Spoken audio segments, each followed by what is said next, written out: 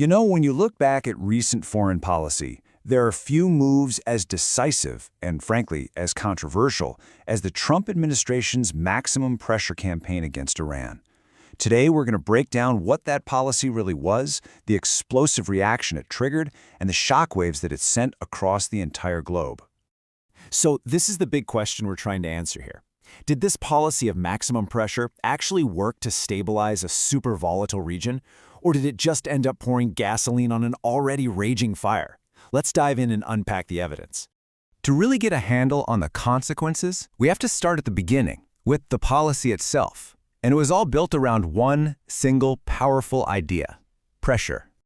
So what does an aggressive policy actually look like on the ground? Well, think of it as a 1-2 punch. First, you hit the economy with absolutely crippling sanctions to financially squeeze the Iranian government. And second, you make a very visible show of military force in the region. The whole point was to try and force Iran back to the negotiating table, but this time it would be on America's terms. Now, a policy like this doesn't just materialize out of thin air.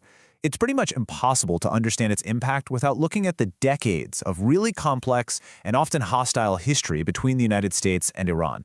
I mean, we are talking about a long, long history of deep-seated animosity here.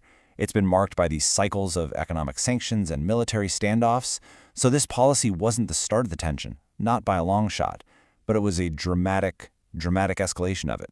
So you have the cause, this policy of maximum pressure, and then you have the immediate effect. And let me tell you, Iran gave a very direct and very powerful answer. Yeah, Iran's retaliation was not subtle. It came in the form of a direct ballistic missile strike. And look, this wasn't through some proxy group or a covert op. This was a sovereign nation openly firing on U.S. positions. That single act just raised the stakes for everybody, immediately. And for U.S. forces in the region. This created a brand new and very severe reality. All of a sudden, the threat level for troops on the ground just skyrocketed.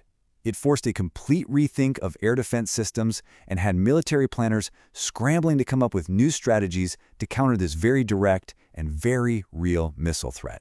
But the impact, well, it wasn't contained to just military bases. An event like this sends tremors to the entire geopolitical landscape, and that's exactly where the risks started to multiply. This quote really just nails the heart of the danger. You have to remember, the Middle East is this incredibly intricate web of alliances and old rivalries. One major conflict doesn't stay local for long. It risks setting off a chain reaction, a kind of domino effect with serious global consequences. And this really brings us to the central gamble of the whole policy. On one side of the coin, the stated goal was to create stability by containing Iran. But on the other side, those exact same actions risked a massive regional escalation, a much wider war that could easily pull in other major powers. It was, for sure, a high-wire act with no safety net. And according to the analysis we're pulling from, the outcome of that gamble is pretty clear. What this chart shows is that regional stability, which was already pretty fragile, took a significant nosedive right after the policy was implemented. The data suggests the risk of conflict didn't go down, it went way up. But the ripple effects didn't just stop at the region's borders. We also have to look at how this international crisis echoed all the way back home, right into the heart of American politics. You know how it is. High-stakes foreign policy tensions rarely just stay over there. They quickly become the main talking points on the news, they become fuel for political debate, and they can absolutely influence how people vote in elections. This case was no exception. So let's just pull all these threads together. When you lay it out, it's a really clear and powerful sequence. You have the policy of aggressive pressure, which leads directly to a military response from Iran. That, in turn, elevated the risk of a wider war across the entire region, and then the fallout inevitably spilled over into the domestic political scene in the U.S. It's a classic story of action and reaction. And this leaves us with a final and pretty crucial question. This whole analysis points to a clear line from cause to effect. But in the messy, high-stakes game of geopolitics, is the reaction ever truly predictable?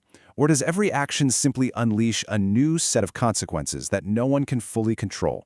It's something to think about. Thanks for joining us.